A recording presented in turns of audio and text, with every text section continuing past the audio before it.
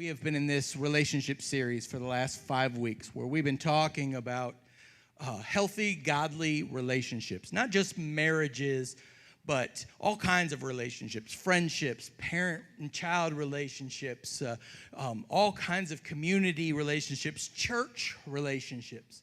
And so we've been really digging in deep and trying to ask, what do healthy relationships look like? And so we have challenged the myth that happily ever after is what we're shooting for. The fairy tales tell us that happily ever after is the thing that we should all be looking for. And yet we've said, that's really an elusive kind of goal to reach and really kind of an unreasonable goal because after never really arrives. And happy is just an incomplete version of joy. So why would we chase after something like that? Don't we want something better? So this series, we began to dig into God's word and just kind of ask, God, what do you have to say to us about our relationships, our marriages, our friendships, our communities, our work relationships? God, what are you trying to tell us? And in week 1, we learned that we are better together. That God created me good and God created you good, but together we are better. And that God created us for community with one another. We also had a nice, honest conversation here several weeks back around love, sex, and marriage. And again, thank you for your emails. That was a fun week. And what we learned was that, at the end of the day, this is about relationships, not about rules. And so we have to really dig in deep and get into relationship with people. We talked a couple of weeks ago about what happens when relationships get complicated. What do you do when the bond gets broken, when the relationship hits the fan, and how do you recover when people are complicated and communication is complicated and recovery is complicated? And last week we talked about the question, will after ever really get here? We spend so much time chasing after this mythical after that we miss the blessings of today. If you missed any of those messages, you can find all of them on our Shiloh website and check them out and share them if you'd like. Go back and see, did he really say that about love, sex, and marriage? I think he did. So feel free to check those out. But today, in this series, is the message I have been waiting for, not just during this series, but for 15 years. Everybody say hi to Julie. Julie and I have been married 25 years now. Be 26 in December. Wahoo. If you had any clue what kind of handful I am, you would clap a lot louder. I'm just saying. And so forever, I've been kind of the front of the room, big mouth guy, and she's been kind of the behind the scenes kind of, hey, we didn't even know who she was kind of person. That's the way she likes it. And so I've been asking her for 15 years to do this, and she finally feels comfortable enough with you guys because I told her you are nice. Don't make me a liar. Finally felt comfortable enough to share. So thanks for being here. Well, thank you. I do want to say something that for me, this church makes me feel comfortable enough to do that, and I appreciate you for that.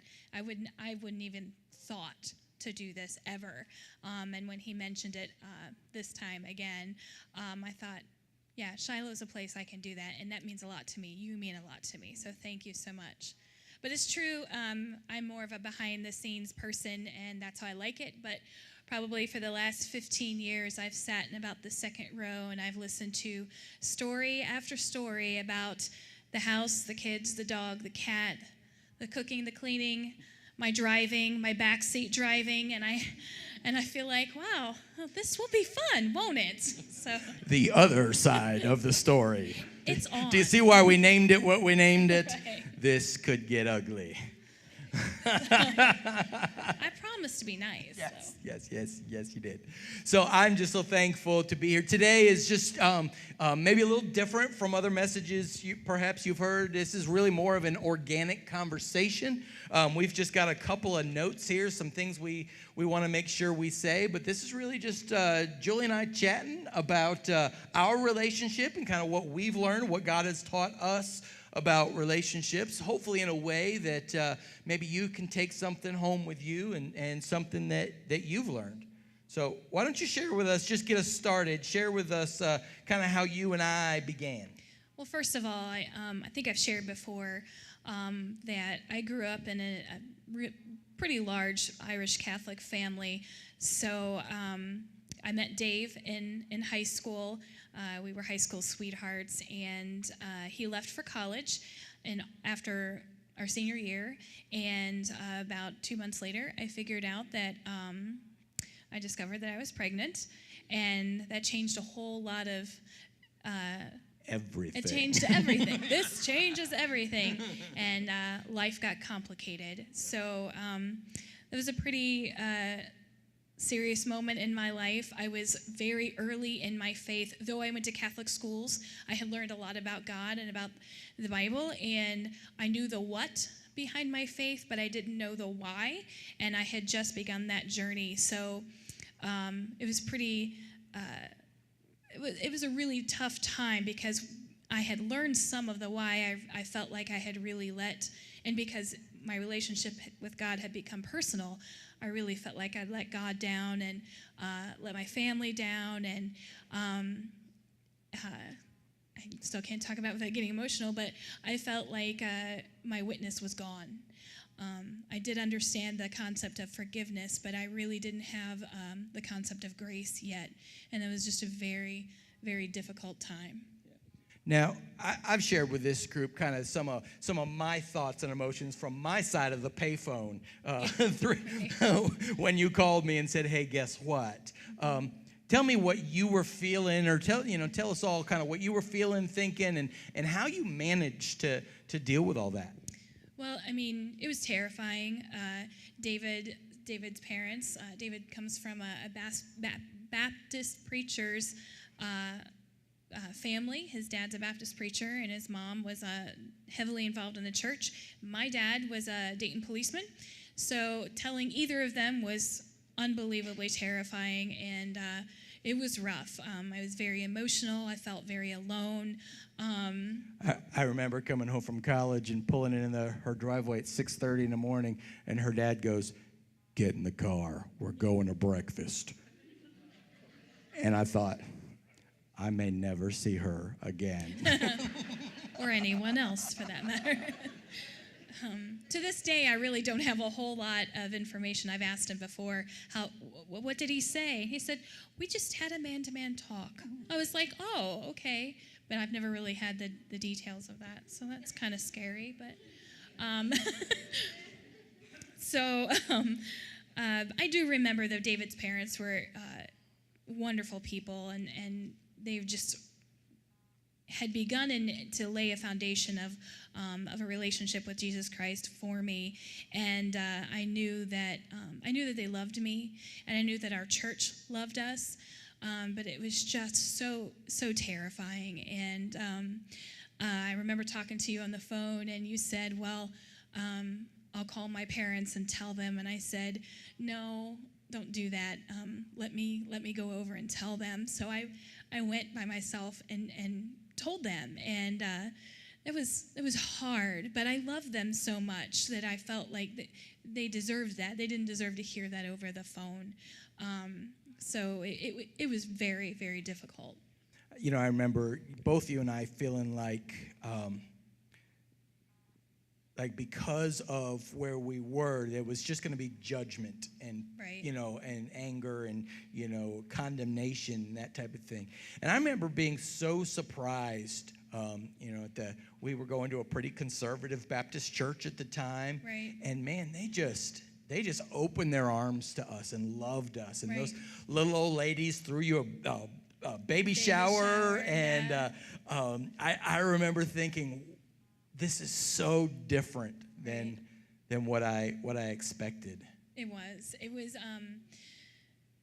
I just didn't expect it at all for them to come around us like they did, and I appreciate them so much because, as I said, I was in the formative years of a personal relationship with Jesus that I needed that. I needed to understand forgiveness, but grace. I needed the grace side of things, and they absolutely were the example of grace that we needed. So our relationship got started a little crazy, A little complicated. A little complicated. Yeah. I came home from college December 15th. We got married December 29th. Emily came along literally 6 months later. And May 29th. And then less than a year later, we moved from Dayton away from your family and away from anybody we were related to, 300 miles away from anybody we knew, to go back to college. Now, share with us a little bit about your experience of that move and, kind of all of a sudden it's us. Right. Moving away from family, nobody moves away in my family. We all live very close to each other. We're a very close family. And so that was terrifying in itself. And just having a newborn baby and trying to figure out how to coexist and parent at the same time. Yeah, before we moved, we were over at either your parents' house or my parents' house 5 nights a week. Right. And, oh, it's 5 o'clock, dinner time? Shocking, right? And we brought our laundry, too. Oh, funny how that works. Did that a lot. So how did you manage, going from this big, giant family down to just the 3 of us? Well, a couple of things. One, I do feel, looking back, though not at the time, that it was probably the best thing for us because I was so involved in my family that I probably would not have, we probably would not have learned how to parent and how to be married if we hadn't been on our own. And we were really, really on our own. And I think it was good for us, though I would never admit it at the time.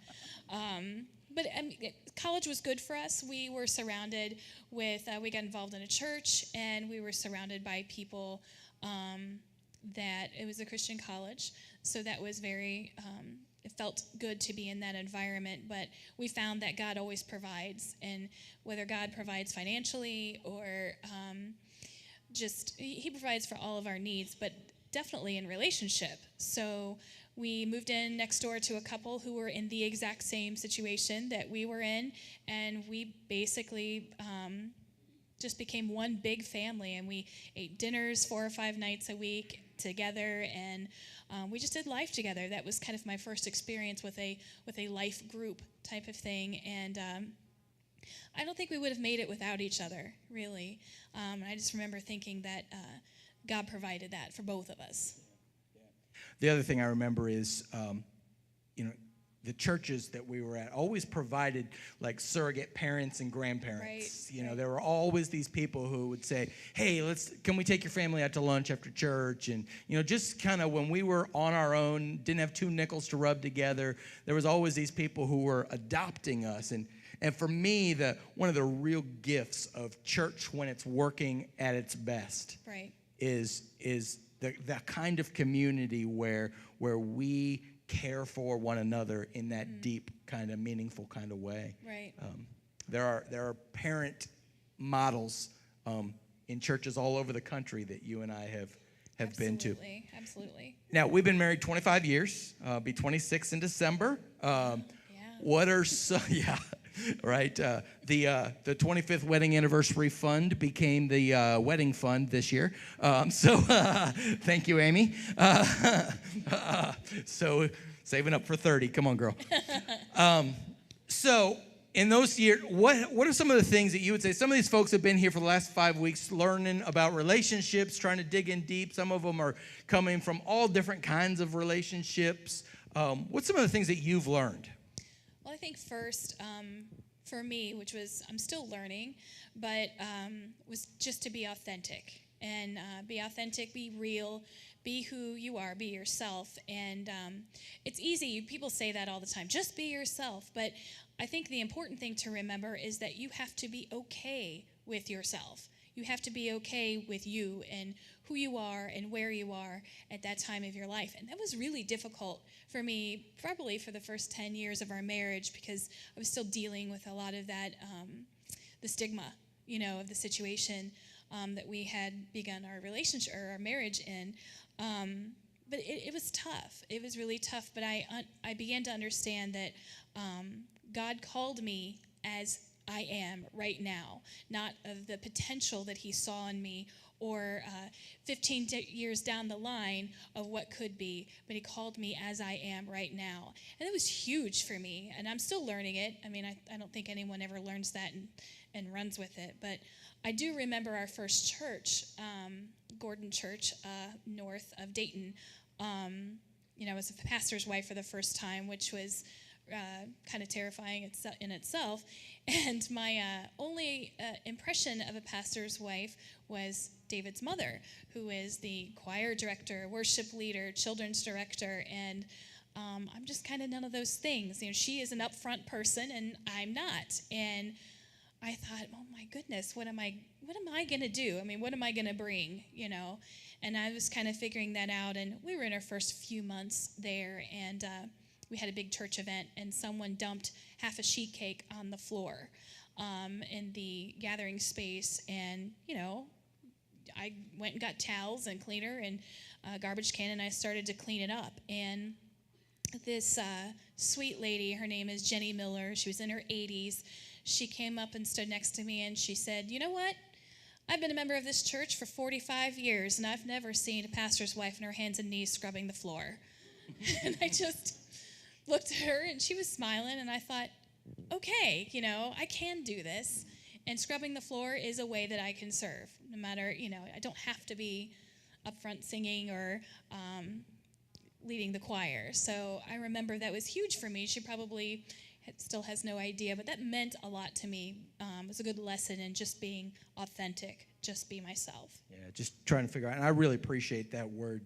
In order to be yourself, you have to be okay with yourself. Right. And even not that it means you're perfect, Right. but just it means that you've come to terms with here's who I am today. Right. I won't be this tomorrow, but here's who I am today. God used me however you can.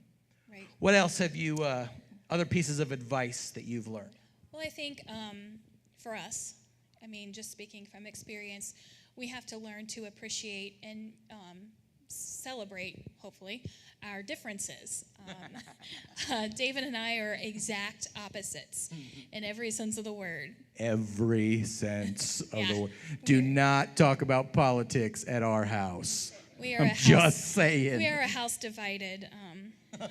After the last election, it took me a day to get over it. A day, she says. Whatever. Sorry. Anyway, we are exact opposites. I'm an extrovert. I get energy from being out and about. I love to meet new people. It's not unusual for me to go Black Friday shopping and talk to the people in line in front of me and kind of get their life story. Or I got my nails done for Amy's wedding, and it just so happened, of course you're going to talk to the person doing her nails. And of course I told her I would go to Shiloh Church, and she said, "Oh my gosh, Shiloh Church is amazing." And she went on to tell me her story that Shiloh Church was integral in getting her sobriety, that the AA chapter was huge for her in getting her onto the road to recovery, and how much she appreciated Shiloh Church. But I'd love to meet new people and just be out and about. Dave, on the other hand, gets a lot of energy from his quiet time, and I'm never quiet, and probably don't. And but without him, I probably would very rarely sit down and have a quiet day, and you need that. Everybody needs that every now and then. So I appreciate. And without her, I'd be a hermit in my pajamas. Yes. Yeah. His PJs, right? Yeah. So, and for us, it's been a real challenge, because we really have had to learn even just how to communicate with each other, because we are so opposite. Right. We even communicate differently. Talk a little bit about what you were sharing earlier.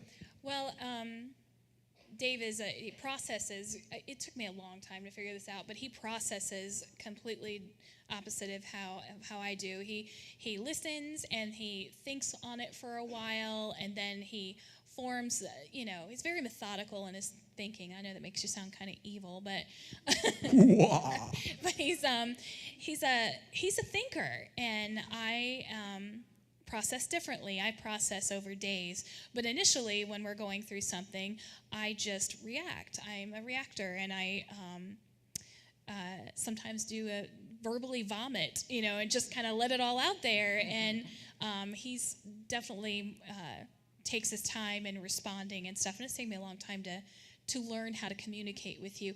We did, a few years back, we did the Strengths Finder. I don't know if y'all have heard of that, but you take a brief survey, and then it gives you your top 5 strengths. And so we both did that, and of course we are exactly opposite. But I did get to read, it does a description of each strength, and I got to read about his, and it really helped me in our marriage learn how to communicate better. And I understand why his first reaction is to go this way, and he doesn't rush into anything, where I'm a reactor. I'm like, okay, let's go get it done right now. And it really did help me to understand how you process. Yeah, and I think for me, the other thing was learning that when we land in different places, it's okay. Right. Right. As long as I land in a different place, then anyway. But to learn that not only is it okay, but to appreciate the other where the other person is coming from, and learn how to understand whether I agree or not. I think for me, the trickiest part, especially in this, this season where everybody is polarized left and right and all this kind of stuff, if you don't agree, you're wrong. We had to figure out how to disagree and not be wrong, but just different. Right. And that was a long process for us.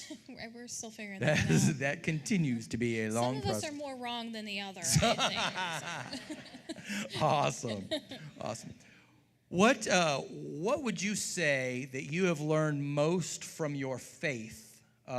You've been pretty immersed in God and faith and church and all that kind of stuff. What would you say has been the most influential part of your faith when it comes to relationships? I think, well, first of all, it really does, having, a partner and having children, I think that really, I don't know what the word is, kind of gives me a good example of what my relationship with God is like. And you've said that before, your spouse, your marital relationship, your partner, that gives you the closest example of what it means to have a relationship with God. And I appreciate that, because I've learned that, if you and I aren't on the same page and things aren't going well, it's the same thing with God.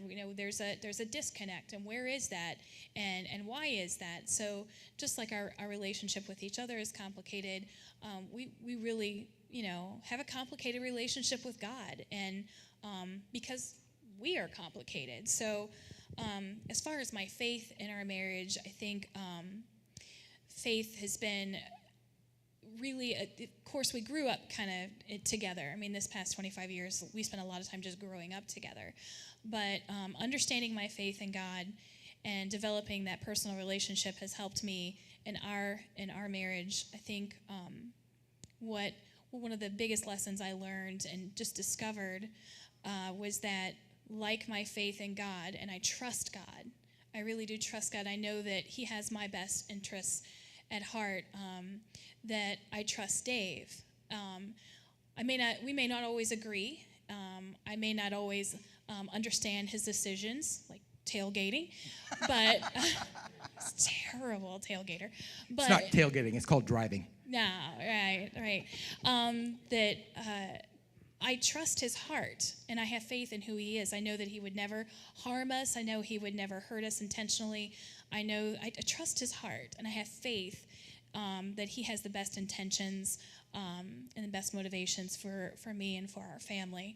And that's been huge, because trust is huge in a marriage, and trust in your relationship, and faith in God and faith in your marriage. But just trusting that His heart, when it comes to myself and the kids, is trustworthy, and I know that He has the best intentions for us.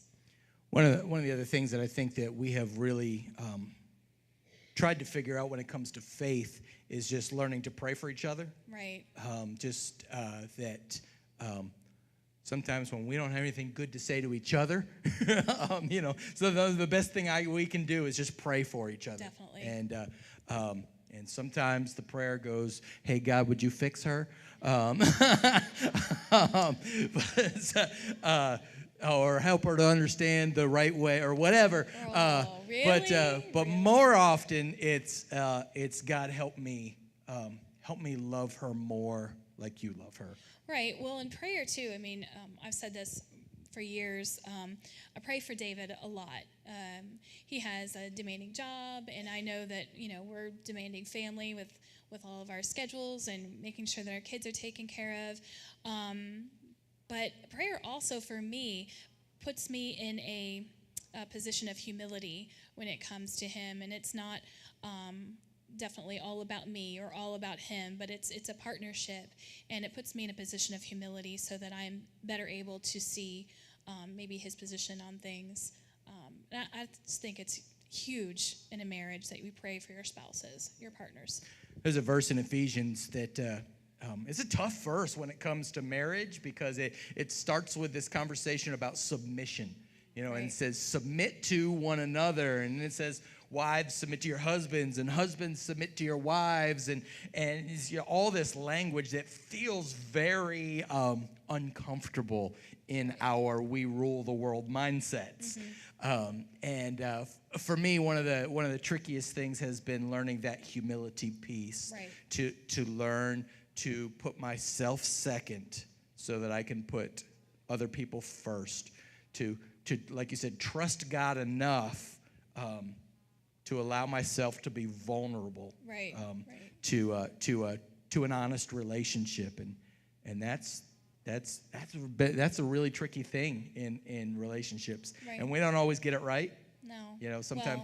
Well, I don't always get it. I do. Yeah, you always. Right. But there are times where we just stomp all over each other's hearts, and it's hard, and learning to ask for forgiveness for that is really painful.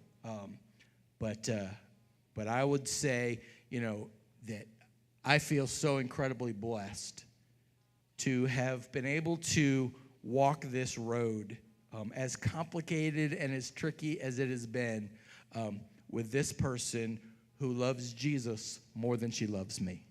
And at the end of the day, that's, for me, is the key.